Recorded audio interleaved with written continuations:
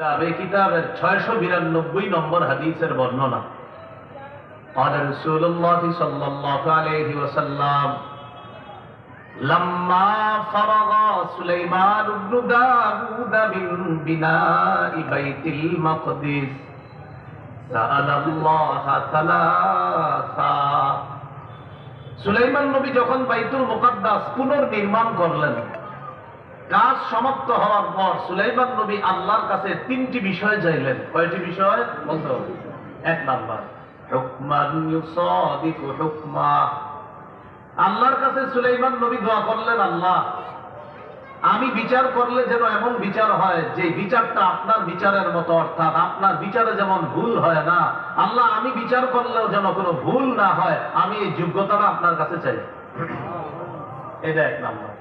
দুই নাম্বার, وَمُلْكًا لَا يَنبَغِي لِأَحَدٍ مِّن بَعْدِهِ। আল্লাহ আমি আপনার কাছে এমন রাজত্ব চাই যে রাজত্ব আমার পরে দুনিয়ার আর কাউকে আপনি দিবেন না। এই হলো দুইটা চাওয়া।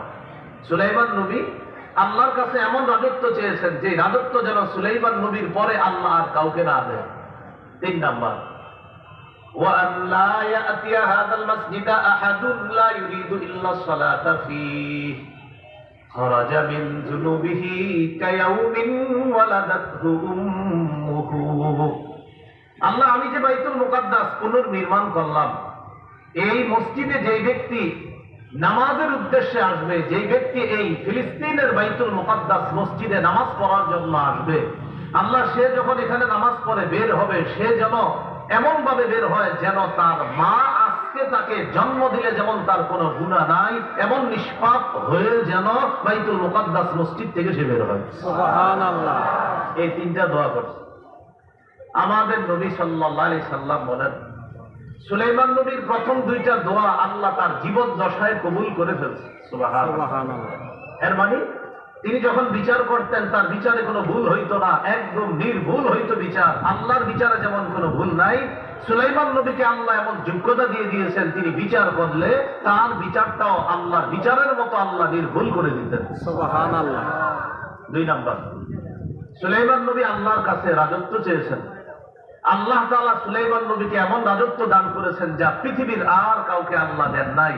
পিপিলিকা, বাতাস, জিন, ইনসান সবার উপর আল্লাহ এই নবীর রাজত্ব দান করেছেন। কয়টা হলো? চাইছে কয়টা? হইল কয়টা? বাকি রইল কয়টা? আমাদের নবী সাল্লাল্লাহু আলাইহি সাল্লাম বলেন, তিন নাম্বারটার ব্যাপারে আমি নবীর বক্তব্য হলো, আমার কোন উম্মত যদি ফিলিস্তিনের বাইতুল মুকাদ্দাসে গিয়ে নামাজ আদায় করে, আমি নবী আশাবাদী আল্লাহ তাআলা সদ্য নবজাতক যেমন নিষ্পাপ হয়ে দুনিয়াতে আসে, এই সদ্য জন্ম নেওয়া নবজাতকের মতো আমার উম্মত বাইতুল মুকাদ্দাস থেকে নিষ্পাপ হয়ে বের হবে। সুবহানাল্লাহ।